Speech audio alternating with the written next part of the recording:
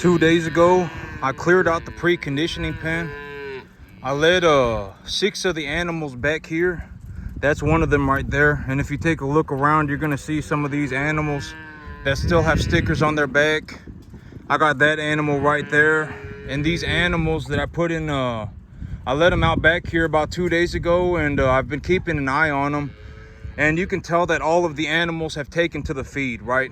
That's the most important thing.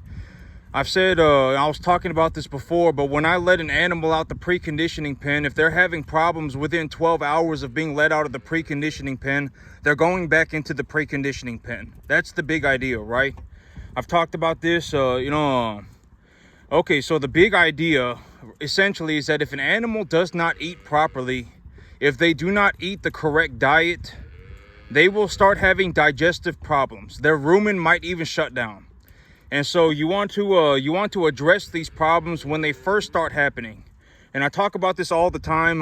The big idea, like me, even when it comes to antibiotics, or when it comes to looking at these animals, when I look at a herd of animals, I should not be seeing weakness in the herd. That's the big idea. So the big idea is when I take a look at a group of animals, it doesn't matter if they're 100 pounds, it doesn't matter if they're 200 pounds, it doesn't matter if they're 500 pounds. I should not be looking at the animal and thinking that the animal is weak. If the animal looks weak, then that is my instincts. That is essentially my instinct telling me I need to do something about this, right? I need to get on top of this situation. I don't know why, but my instinct is telling me that the animal is weak. Something is going on. Maybe they're not eating properly. Maybe they're having whatever, their eyes are sunken into their head. Something is going on. Right? And so it does not matter if the animal looks weak to me. That's a sign that I need to do something. And so when it comes to these animals, when I let them out of the preconditioning pen, if they have any problems within 12 hours of being outside of the preconditioning pen, they go back into the preconditioning pen. And so yesterday I was saying that I was gonna make okay, so I'll talk about this. So I was saying before I took my animals to the market, before my animals got sold, I said that I was, okay, I'm gonna talk about the very beginning. I said that I was gonna make 6,200, but then I thought about it and I was like, well, the feeder cattle market is down by about 8%. It was at 255 and now it's at 237. And so it's down about 8%. I thought I was gonna make 6,200 and then I revised that estimate to 6,000. Because I said the market's a little bit low. I think and et cetera, this is going on and that's going on, and so I revised my estimate from 6,200 to 6,000. And this morning I called the sale barn, and I made $5,881. And so it was either 5,881 or 5,891. So effectively, I made $5,900. And so my estimate was right on, right? I mean, and I've talked about this when it comes to appraising the value of your animal. You really want to learn how to do this skill. You really want to learn how to do this. If you don't learn how to do this, your life is going to be very hard. You want to learn how to appraise the value of an animal. Like if I look at an animal, if I look at 5 animals, I should be able to look at those animals and say, I believe that I will get this much for them. And that estimate should be roughly correct. I thought I was going to make 6,000 and I made 5,881. I made 5,891. Effectively, I made $5,900. And so I thought I was going to make 6 and I essentially made about 5,900. I essentially made about 5,900. And so here in 2 weeks, these animals, these 3 big black steers, or actually, I don't know if that's I don't know if it's that one or this one, but I got the next 5 animals picked, and then I'm gonna take my 2 Beefmaster steers as well to the market in about 2 weeks, and those are gonna be the 5 animals going to market in 2 weeks. And so, right now I got 5 animals in the preconditioning pen, and the big idea is that I want to keep my farm running at maximum capacity. That's my number one goal right now. And then if I have money left over after that, I'm gonna work on making my balance sheet look better, right? I've talked about what I'm doing with the money. The big idea is that I want to keep my farm running at maximum capacity, and then I want to make my balance sheet look better. Essentially, I want to reduce my cattle debt while either holding the same number of cattle or increasing the number of cattle that I have. And so, you know, the month is about over. You know, it's about the end of the month. And so this month I made, it's like in the cattle business, I think I made about $5,000. Maybe I made a little bit more, but I made about $5,000. And so, you know, and right now it's a little bit, you know, I made about $5,000. But here is the other part of that, is that usually, almost always, like me, okay, here's another way to look at it. This month I made $5,000, and I am not doing good at all. You know, I have these animals essentially on a 100% commodity feed mix. I don't have any grass, right? I'm feeding them everything that they're getting, etc., etc. I mean, it's not good, right? I mean, this is the worst that my business will ever do. Like, if you ever see me just feeding my animals like this all the time, you know, if you ever if you ever see me feeding my animals all the time, then that is the worst that I will ever do. So $5,000 a month is the worst that I will ever do.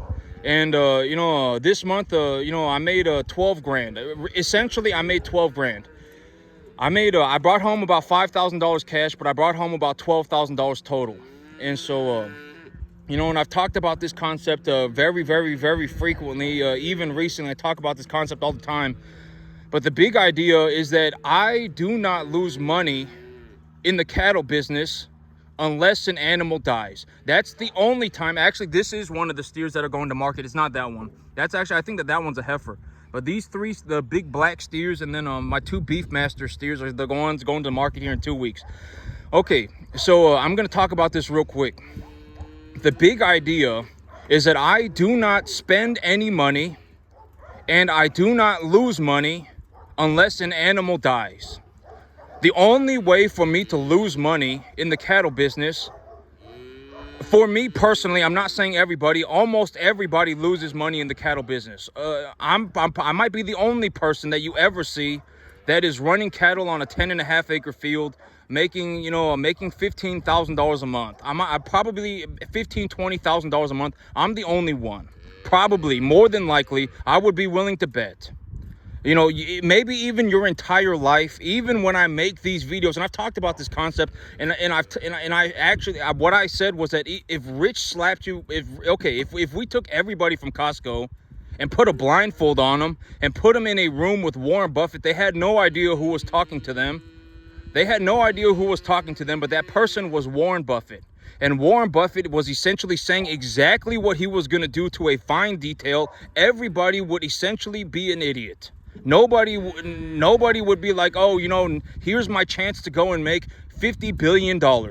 Almost nobody's going to do that, right? Why? Because almost everybody to begin with is a massive pile of problems, right? I've talked about this. I mean, you know, and you know, and the way to think about it is like if I went into a Costco and I grabbed everybody out that Costco and I put a blindfold on them and stuck them in a room with Warren Buffett, they had no idea who was talking to them. But Warren Buffett was essentially going through the fine details of exactly what he was going to do the entire year. The entire next 2 years, Warren Buffett was going over exactly what he was going to do today, he was going to do tomorrow, he was going to do next week, he was going to do in 2 months, he was going to do in a year, he was going to do in 2 years. If he went through everything to a fine detail, almost everybody would fail. Right? And I've talked about this in great detail. And another way to look at it is if Rich slapped you in the face tomorrow, you would have no idea what you were even remotely looking at. Why? Because it's so far outside of your existence that you don't even know that you don't even have the capacity. Not that you don't have, everybody has the capacity, right?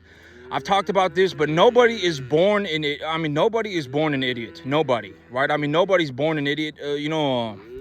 The average child with 100 IQ, if you had a baby with 100 IQ, that baby could essentially learn how to do anything, right? That baby could learn how to do anything. If you could teach that baby how to play 5 instruments and speak 5 languages, right?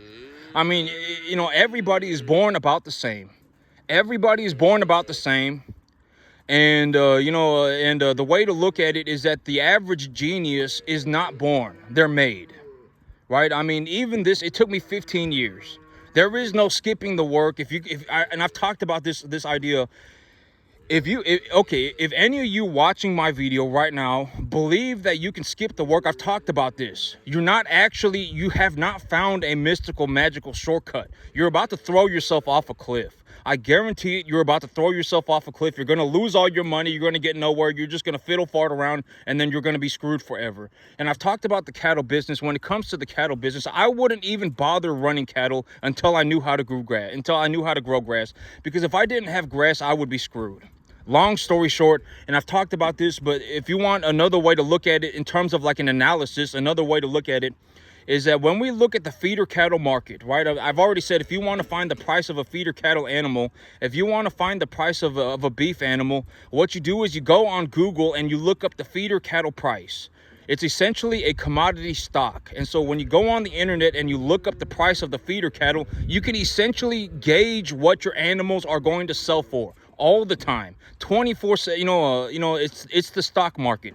Whenever the stock market is open, the feeder cattle contracts are being traded. And so when you take a look at the feeder cattle price, you can estimate how much your animals are going to sell for. And I've talked about the idea of price. And when we talk about prices can move in three directions: up, down, and sideways. And if prices go anywhere except for up, if you essentially, okay, and I've talked about this, but nobody has the ability, not even me, and a good way to look at this is I'm kind of 50-50, right?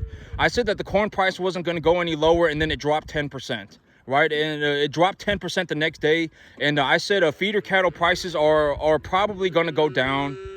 I said feeder cattle prices are probably going to go down, and then they drop 10%, over the next week. And so I'm 50-50, and that's essentially what it is. If you think that the market's going to, but in reality, it's 33%. The chance of getting it right is 33%.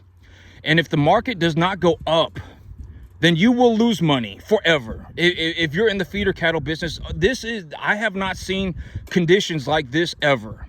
The grain price is so low and the cattle prices are so high that I can just call my broker and buy grain. I can just buy commodity grain and I can give it to my animals, and I'm making like $5,000, $6,000 a month. And so, I have not seen conditions like this ever. And so I've talked about this, and the big idea, and I'm just going to be completely honest, I would learn how to grow the grass first. Because if you learn how to grow, and I've talked about this like 50,000 times, if urea is the baseline for commodity fertilizer. If you go on the stock market right now, go onto the commodity market and look up the price of urea. Urea is the baseline. Essentially, it is the baseline for all commodity fertilizers. And so if the price of urea is going up, the price of potassium is also going up too. The price of phosphorus is probably also going up too. The price of sulfur is also probably going up too. If the price of urea goes down, the price of phosphorus is also probably going down. The price of potassium is also probably going down, unless there is something just way out of left field that happens. Almost everything follows the movement of urea. Everything, all fertilizer practically follows the movement of urea.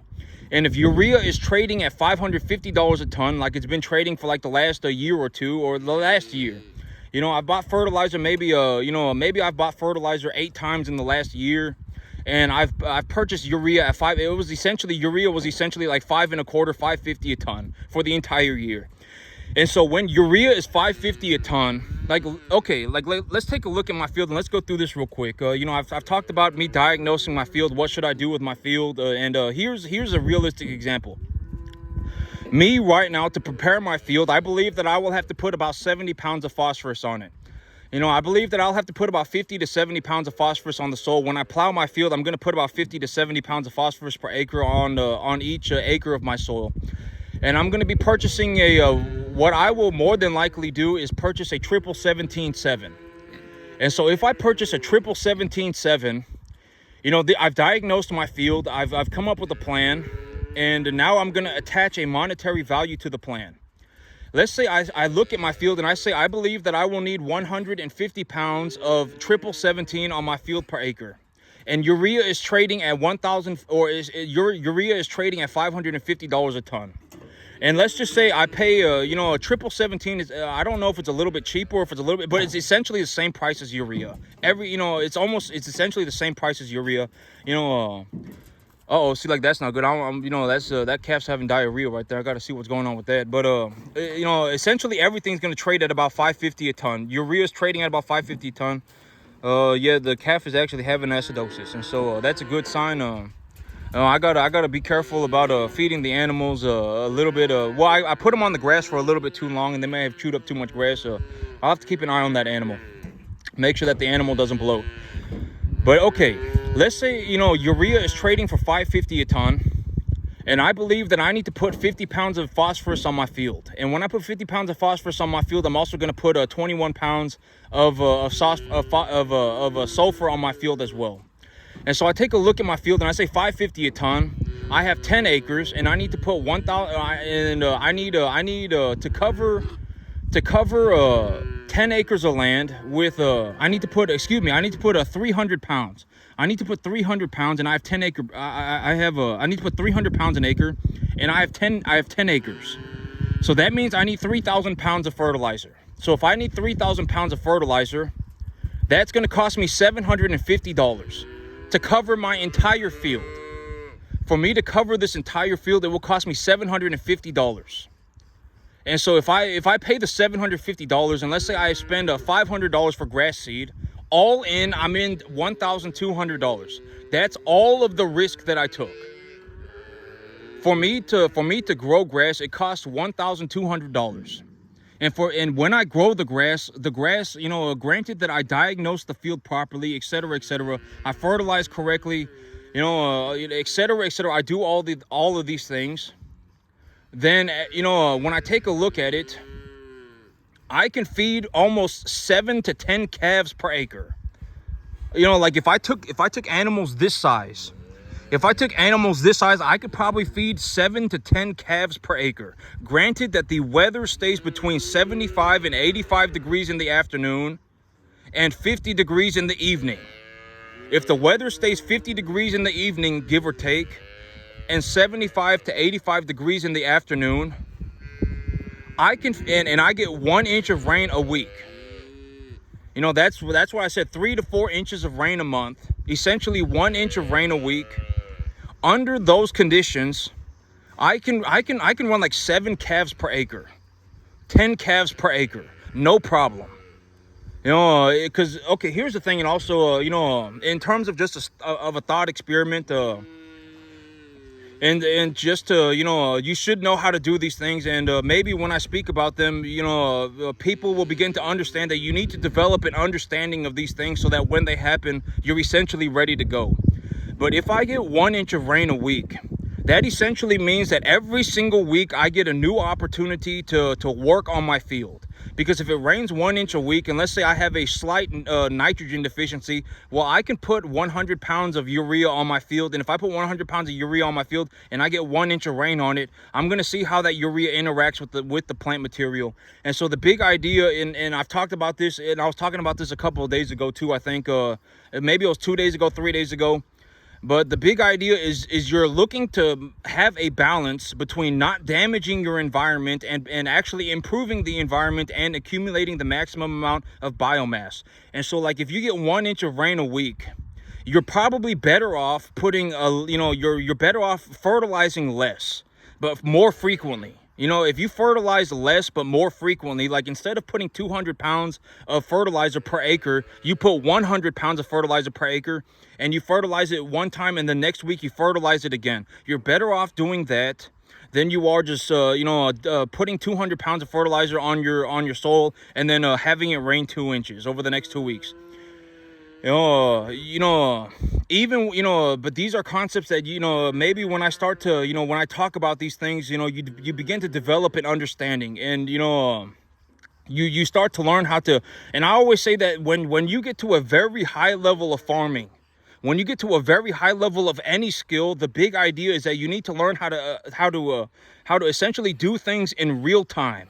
Like if I was dropped on a field. And a way to look at this is if I was dropped on any field tomorrow, I could essentially come up with a plan on what to do with that field within 30 minutes.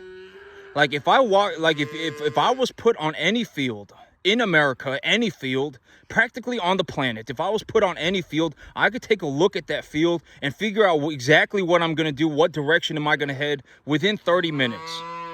You know, it wouldn't even take me 30 minutes. And that's the big idea. You should be able to walk over a field and go, okay, there's a phosphorus deficiency, there's a sulfur deficiency. I'm going to be plowing the field. And if I plow the field and if I have a phosphorus and a sulfur deficiency, this might be the one chance over the next 6 months for me to apply this fertilizer. And if I apply this fertilizer, the fertilizer is going to bind itself to the soil. And so if I plow it, I'm not really at risk of the fertilizer damaging the environment in any way. And if I put 50 pounds of nitrogen on my field with the 50 pounds of phosphorus and the 50 pounds of potassium and the 20 pounds of sulfur, if I put that 50 pounds of nitrogen on my field, then, you know, but nitrogen is a negatively charged fertilizer, and chances are I'm going to need a 5:1:3:1 NPK sulfur ratio, the most generic. You know, I've talked about this.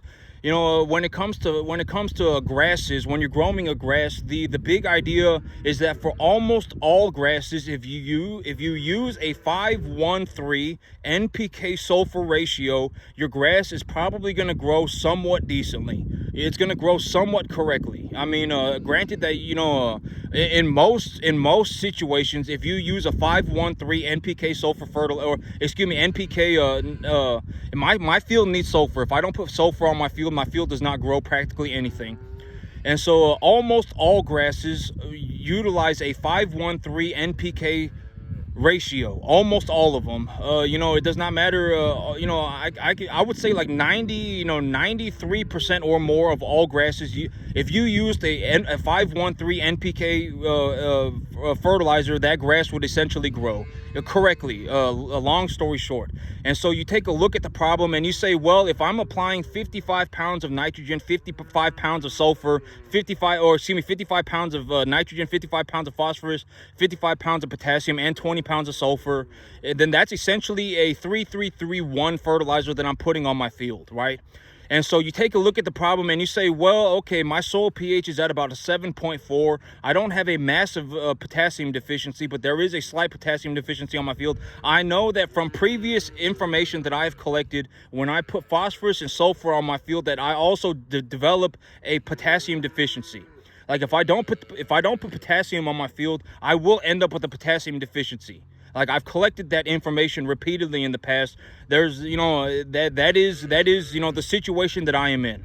And so you take a look at the information and you say, okay, if I'm applying 55 pounds of NPK and I need to put a 5:1:3 NPK ratio on my field, then if I get 1 inch of rain a week, a month, on average for the next 3 months, that essentially gives you an opportunity to apply that nitrogen whenever you want.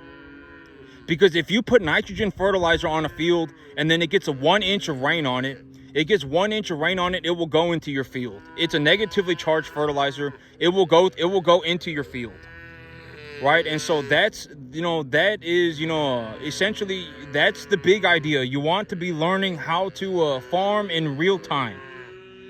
You should understand these concepts. You should understand these ideas. And it's important to understand these ideas, you know, because if you don't understand, and a lot of people don't understand that, if you don't understand these ideas, chances are you won't be able to grow jack squat. That's the big, you know, I can almost guarantee it. Okay, like you know, like go around and take a look around, you know, and see if anybody, you know, if you do not fertilize your field correctly, your grass is not going to grow. It does not matter. Your crop is not going to grow. That's the thing. It's like if you don't understand how to do this, then your results will prove it. You will have pathetic results. That's the big thing, right? And so, you know, these concepts are very important to understand. Use almost always a 5:1:3 NPK ratio fertilizer is going to be what you need in terms of growing a grass. That is like the most generic fertilizer that you could put on a grass to make it grow. 5:1:3 NPK. And my field in particular needs sulfur. Now I have a 7.4 pH.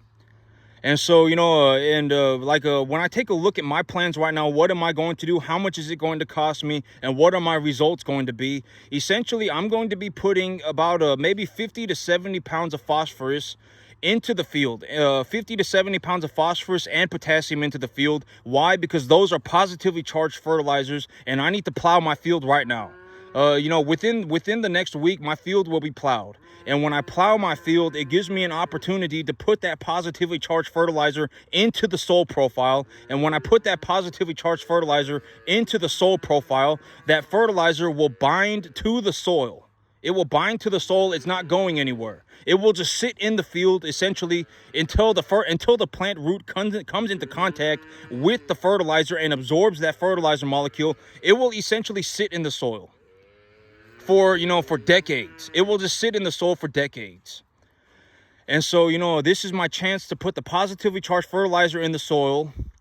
And I would anticipate that during the fall and during the spring, I will get 3 to 4 inches of rain a month, essentially 1 inch of rain a week. And if I get 1 inch of rain a week and it's 75 to 85 degrees in the afternoon and roughly 50 degrees in the evening, then my grass will be accumulating biomass at its maximum pace. And if it accumulates biomass at a maximum pace, I anticipate that it will use about 70 pounds of phosphorus over the next 6 months. Essentially about 10 pounds of phosphorus a month. That's my estimate. And so that's why I'm doing what I'm doing. And, and this is a very good time to say, this is also why I say it's so important to learn how to grow the grass first. If you learn how to, let's say you attempt to plant grass and you fail. Right, let's just say you fail. You fail for 10 years straight. You just fail every single time. I mean, you're a complete doofus, right? I mean, chances are you're not going to fail for 10 years straight. I mean, you may fail for the first 5 years. But let's just say you're a complete doofus and you fail for 10 years straight, which you probably won't. You probably won't. Every once in a while, you will get a decent crop, right? You will get a decent crop. And if you get a decent crop, you can go and get yourself a few cattle and put your cattle on it. But let's just say you fail for 5 years straight. That means over the next 5 years, you completely failed, which you probably won't. I've talked about this. You probably will not completely fail. If you plant grass on your field and you somewhat do correctly, your grass will grow. You will grow something. You probably will. And you can harvest that something. You can either bale it or put a few cattle on it and they will harvest it for you. And when you sell your cattle, you can make all your money back. And you can learn to do it that way. And I've talked about this. The big idea is that you want to learn while you don't want to be hemorrhaging money while you learn. You don't want to be hemorrhaging money while you learn. That's the big idea. You don't want to do that.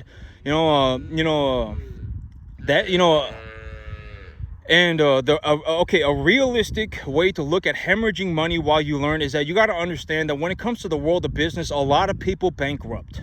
They bankrupt, right? I mean, their business was a horrible idea from the very beginning. And it's like if you ask somebody who is good at business about your business, they could tell you, is your business going to succeed or not? They could tell you, I mean, almost anybody. And it's like, and if you want to figure it out for yourself, like me, when I first started this business, and I'm going to be completely honest, right? God is my witness. I'm not lying. This is the truth. When I first started this business, I did not lose money from day one. I did not lose money. When I had 5 calves, I did not lose money. When I bought and sold those calves, I essentially made all of my money back. Maybe I lost $200 or something, right? Maybe I lost like $500, but I was not hemorrhaging money. Right, I essentially spent 3-4 months raising 5, 6, 7 calves, and when I sold those calves, I spent like 2 or 3 months raising these calves, and when I bought these calves and then I sold the calves, I essentially made my money back. And so that's how I started my business. When I first started my business, I was buying and selling cattle, and I was not losing money. God knows it. I know it. God is my witness. When I first started this business, I was not losing money, right? I was buying and selling cattle, and at least I was making all of my money back. If I did lose money, it was like I lost $500 over the course of like 3 months. I did not lose money. And so that's essentially how I got started in the business. When I was buying and selling calves, I realized that at least I wasn't losing my money. I wasn't losing my money, and I could buy and sell calves, and I would at least get my money back. And so I did that. And then, by the time that I got to about my 5th lot of calves, I was taking a look at my investment, and I could already tell that, when I look at my calves right now, I can tell that I'm not losing money. I can tell that I'm not losing money. I may not be making money, but I can tell that I'm not losing money. And I had $12,000 in my bank account, and I had invested my 12 grand. And when I invested that 12 grand and I was taking a look at my investments, it took me several months to invest that 12 grand. So I was watching my calves for several months, and I realized, hey, I'm not losing money. And when I realized that I was not losing money, I then took a loan from the bank and invested the bank's money as well. I took a loan for 18 grand. So all in, I was in 30 grand. And when I was all in 30 grand, the cattle market happened to go up by about 200%. I bought my animals in the middle of a drought. And when I purchased the animals in the drought, I got them for very cheap. And over the course of the next year or so, 9 months or so, the cattle market happened to go up by about 200%. So I managed to turn my $30,000 investment into about 90 grand, into about 80, 90 grand in about 9 months. I essentially made about $65,000 in 9 months. That was how I got started in the business. And when I was sitting there with the 65 grand, when I was sitting there with the 65 grand, that was essentially the money that I used to get here.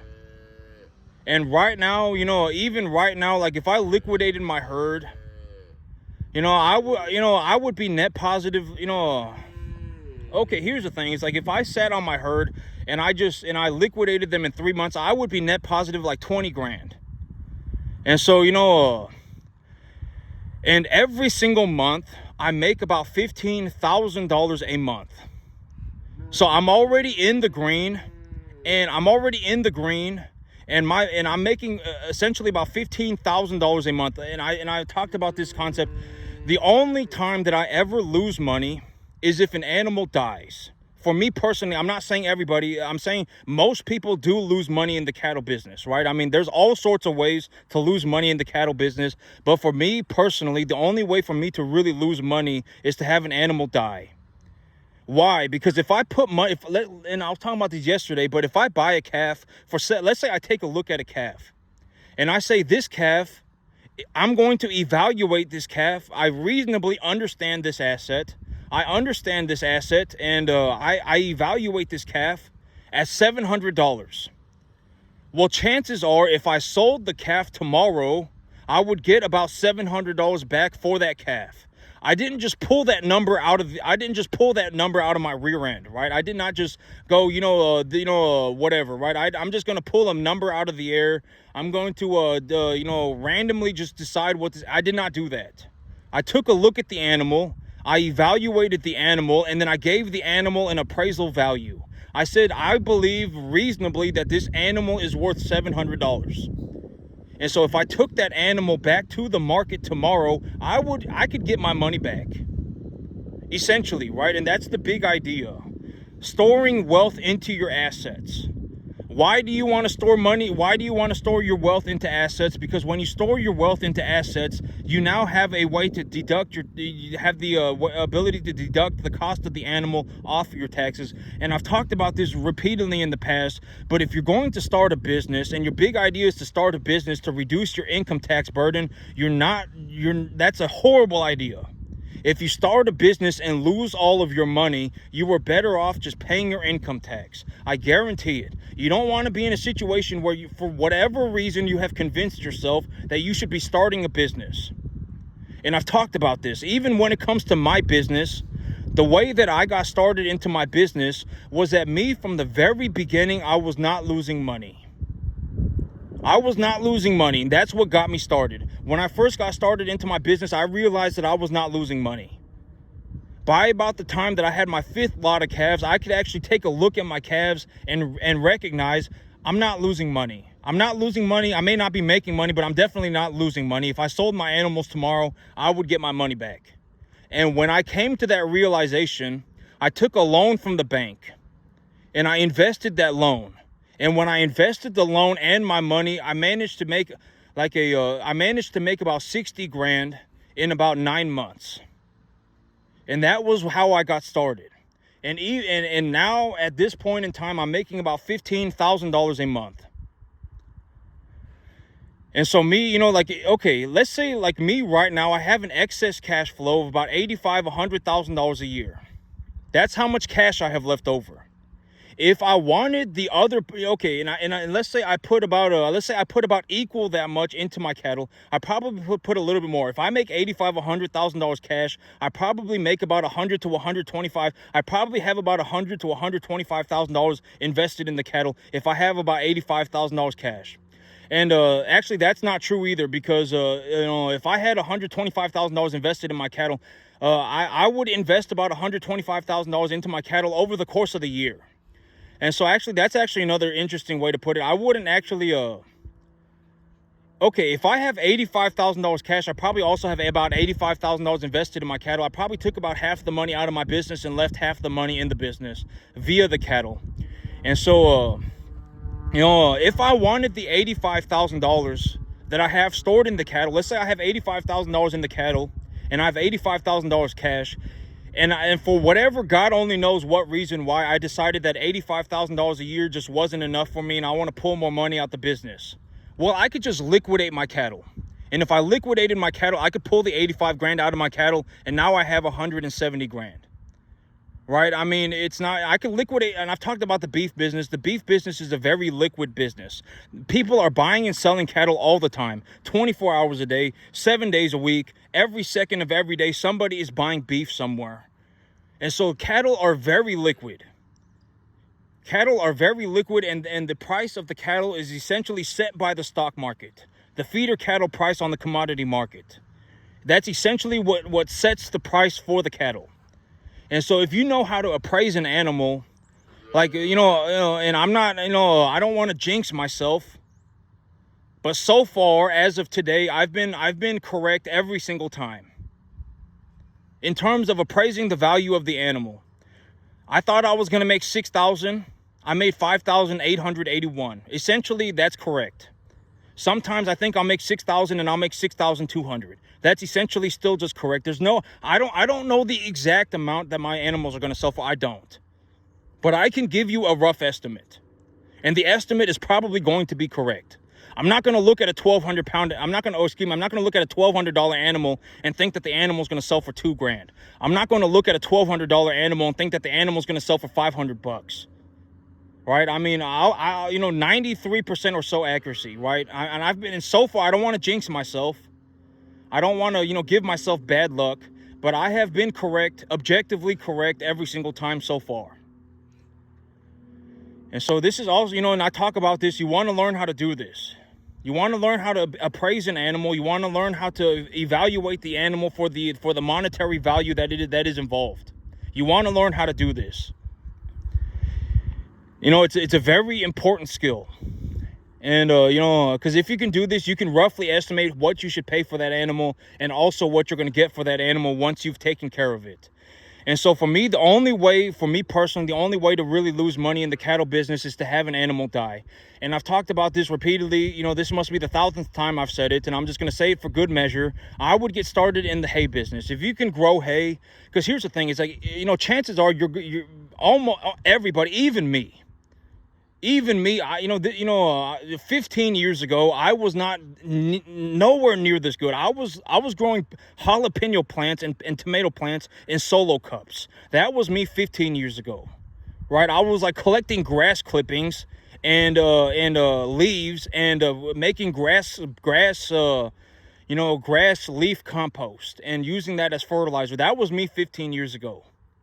You know, chances are, you know, you're not going to be able to, you know, figure it out for, you know, if you're fast in 12 years. If you're slow like me, 14 years. I did not get paid until my 13th, 14th year. I did not get paid anything until my 13th or 14th year. And so that should be considered, God knows it, I know it, it is the truth. I did not get paid until like my 13th or 14th year. And if you think I'm smart, then you're screwed. Because if I'm smart and it took me 14 years, it's going to take you won't even get to the 10% mark by the time you're 5,000. You won't. If you legitimately think that I'm smart and that's why I made it, and you just completely just overlook the idea that I worked 7 days a week for the last 15 years, then you're a moron, right? I mean, you should keep that BS to yourself. Don't go around spreading, I've always said, if you're going to be a moron, keep it to yourself, right? I mean, go and be poor by yourself. Have a good time. Don't start to, and a lot of people, and I've talked about it, but poor people, almost always, they will try and drag other people into being poor. If and I know that this sounds horrible, but, poor people will almost always, one way or another look to drag other people into being poor. And this is also why I don't work with anybody, because I don't have anybody to work with. If I worked with somebody, they would honestly do so poorly. Most people would do so poorly that they would make me do worse. This is also why I don't take people's opinions and whatever their belief. I don't take anything. If anything, I ask everybody to keep their BS to themselves. Everything, right? Because most people, if it's like, if I had to go and work with 99.999% of the population of the earth, they would do so poorly that I would actually end up doing worse. And how would that benefit anybody? It would not benefit anybody at all. Me, I get paid because I feed people. When I succeed, other people's benefit. Other people benefit. When I succeed, other people benefit. If I produce more beef, then other people benefit. What good would it do for me to do worse? It would be a net negative for the world, right? I mean, legitimately, it would be a net negative. The world would not benefit in any way. The world would benefit more if I just succeeded on my own. There's a reason why I don't work with people. There is nobody for me to work with. If I found somebody that I could work with, who genuinely understood how to run the cattle business like me, I would be very happy. I would be very happy. I would love to work with that individual. Like, if I met somebody right now that was like, you make $250,000 a year running cattle on your 10.5 acre field. I may not make $250,000, but I can make $200,000. Well, it's like, if you can make $200,000 and I can make $250,000, then maybe we can work together and we can make $1 million. Right? I mean, something like that. But if it's like, somebody who completely sucks, a borderline bum, practically, a beggar, looking to work with me, there is no reason for me to work with that individual. If I worked with that individual, it would make me do worse. Right? And why would I want to do worse? Right? I know that sounds very harsh and it sounds very whatever. But I'm not looking, there is no part of me that is looking to be a dick. I'm not looking to be, I'm essentially just looking to be as honest as I can.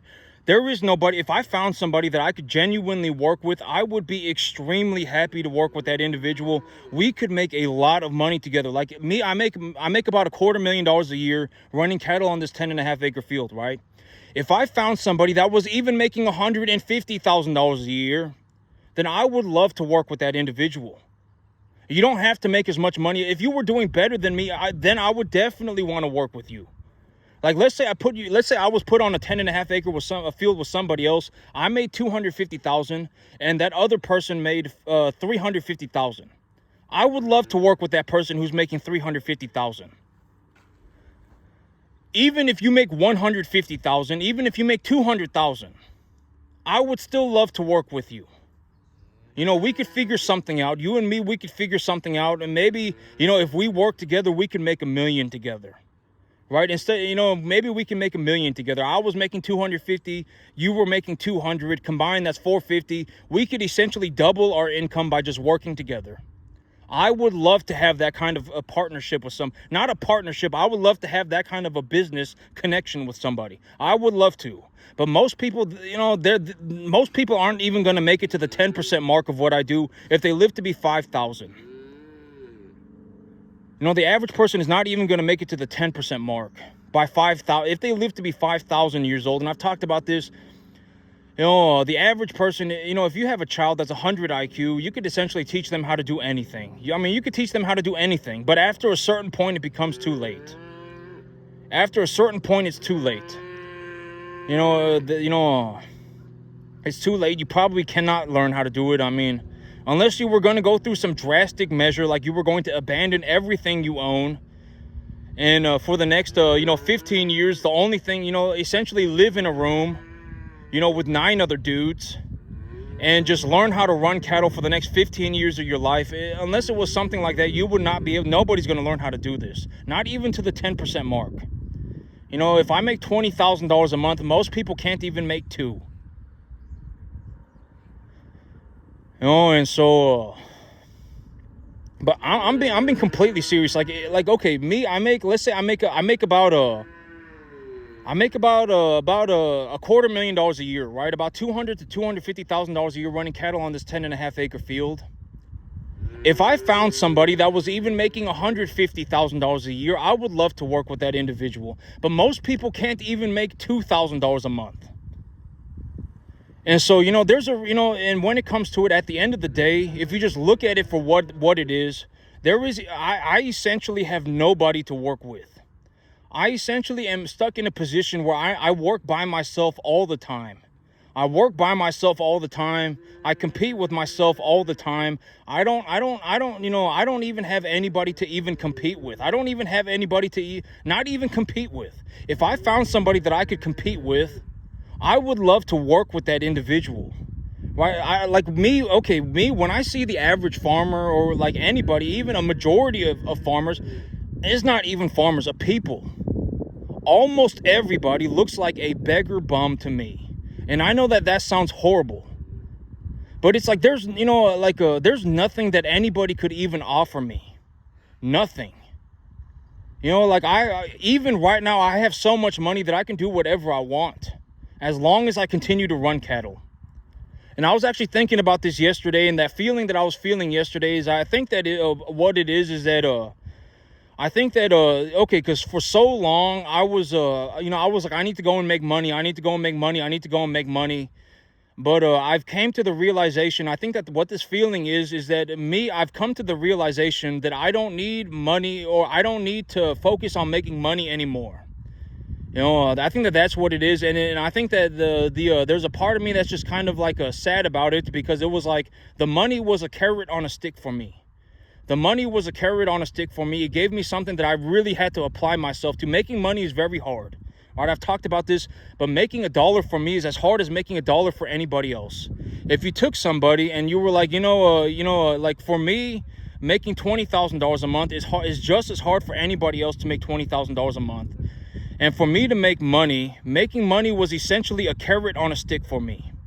And so it gave me something to really focus on. It gave me something to apply myself to. And as of right now, I've come to the realization that the carrot on a stick is gone.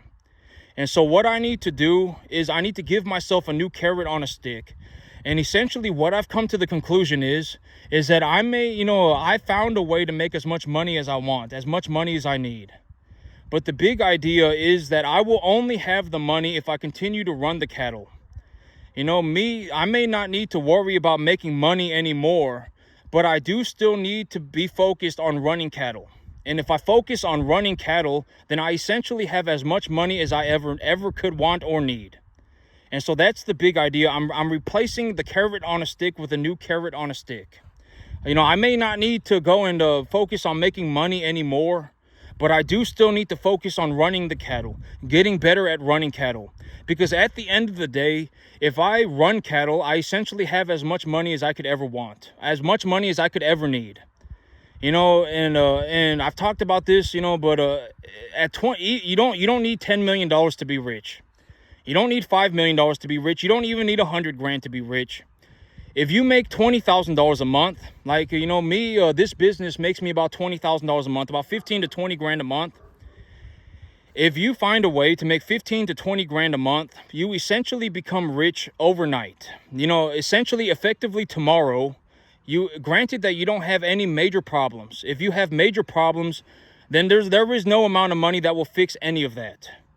And so, you know, granted that you don't have any major problems, if you find a way to make $15,000 to $20,000 a month, you essentially have so much money. From what I have seen, overnight, you don't need $10 million. You don't even need $1 million.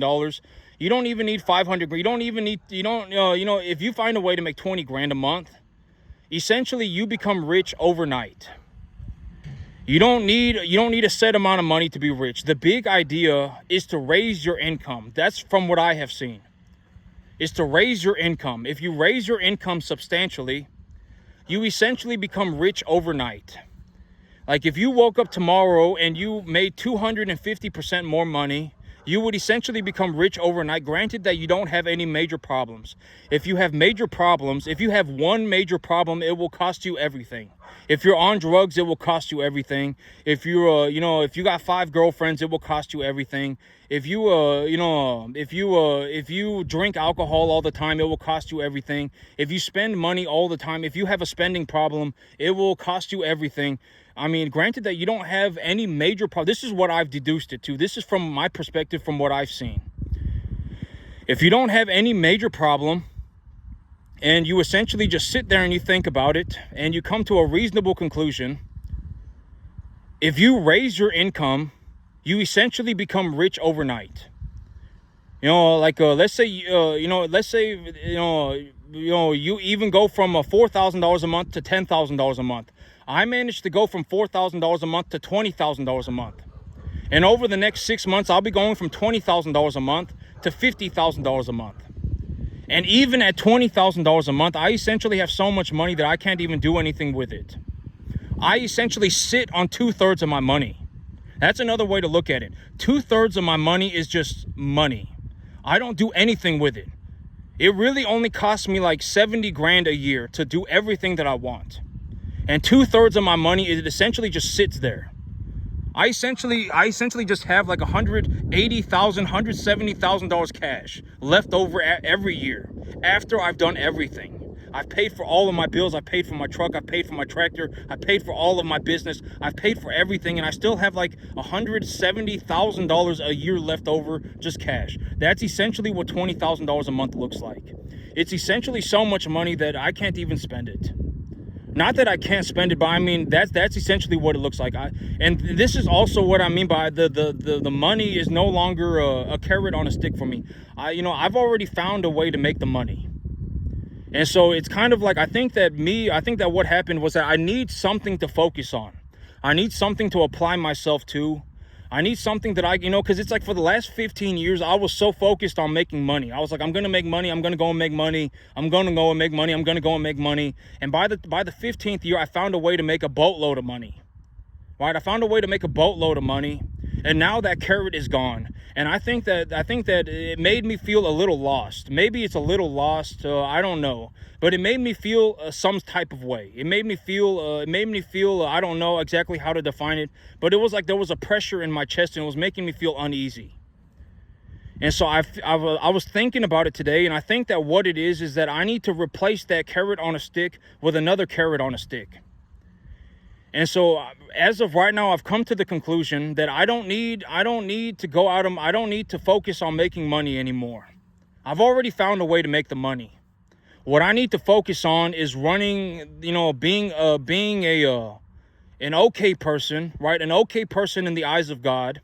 That's what I need to focus on. And, that's the ultimate big goal, right? I mean, I do better I work diligently. I think that is my big goal. I think that that's a very, very honest way to put it, is that my big goal now that I have all of this money is that, just do right by God. I think that's it for me, because me, if I have the capacity to produce, like right now I produce about 100,000 pounds of beef a year, but if I have the capacity to produce 1 million pounds of beef a year, then I should go and produce 1 million pounds of beef a year. Right? And, and at the end of the day, when I say things like most people cannot be saved, by the time you've become a massive pile of problems, you're stuck that way forever. There's a reason you're poor. God knows it, that I'm not saying these things to be, I'm not saying these things to kick people while they're down. I'm not saying these things to, essentially be a bad person. God knows that I'm not saying it to be like that. Right? I'm just being honest. Like, if I had to go out of my way to help people, almost everybody would sell their soul for 20 grand a month. Forget 50 grand. Almost, even right now at $20,000 a month, almost everybody would sell their soul. And so that's why I also do things like, if anybody legitimately wants to talk to me about running a business, actually running a cattle business, then it's $25,000 an hour, and it's 2 hours tops. I will not talk to anybody for more than 2 hours. It's 2 hours tops, and it's $25,000 an hour. You better be ready to talk.